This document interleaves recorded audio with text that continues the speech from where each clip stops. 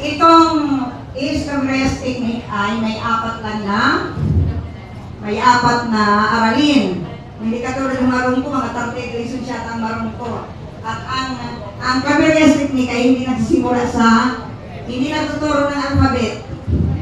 Ituturo ang alphabet pag marunong ng magbasa. Bakit?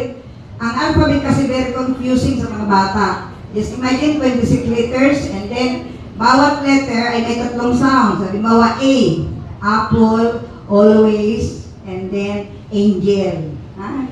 So, ang letter U, umbrella, uniform, ultra. So, very confusing yan sa mga bata. At saka, ang alphabet ay hindi ginagamit sa pagbasa.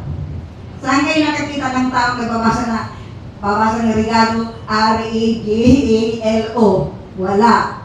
Ang alphabet ay ginagamit lang kung nag-alphabetize, kapag nagdidikta, at kapag nag-spell. Yun lang. Kaya kahit na hindi kayo magtuturo ng alphabet, makakabasa ang bata. Sa buong buhay kong pagtuturo, hindi ako gumagamit ng alphabet, pero nakakabasa ang mga bata. At hindi rin ako nagtuturo nagsimula sa sound. Kasi ang sound ay hindi kilala ng mga bata. Ang mga tinuturo na walang koneksyon sa buhay ng bata ay matagal matutunan. O yung M, hindi naman kilala nila. Yung S, hindi nila kilala. So kapag hindi nila kilala, pag nag-disrupt ang klase, walang pasok, nagbaha, nagpalaro, nag-scouting, pagbalik nila, nakalimutan na yan. Ang hindi lang makakalimot yung fast learner. Pero yung mga upper and slow, pagbalik nila makakalimutan yun. So, sabi ko, huwag kayong magtuturo na walang koneksyon sa buhay ng mga bata. Ngayon, ang Claverias ay gumagamit ng symbols.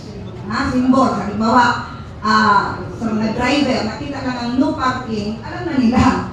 O, yung mga bata, nakita lang ang station ng Jollibee, alam nila na may chicken yun, kakain sila sa Jollibee restaurant. So, ang symbol ay napaka-importante. Halimbawa, CR, yung mga batang ganito, pwede silang pumasok sa CR pag nakita nila yung babae na picture, tapos yung monitor na may o kahit na walang titik. At ngayon, ang Claverias technique ay yung mga letters, mga printed letters, ay ino-convert sa picture. Ngayon, pag nagbabasa ang mga bata, ang makikita nila mga picture, hindi yung mga titik-titik na mga titik na parang uod. So, bawat halimbawa lang, may nakikita sila dyan na picture. So, ang binabasa nila ay picture, hindi titik. So, sisimulan ko na. Mamayang hapon pala, mayroon tayong return demonstration. According to ma'am, yung titingnan niyo ang step ng lesson 1, lesson 2, lesson 3, and lesson 4, and then magbabasa na rin sila ng story. From non-readers, magbabasa sila ng story.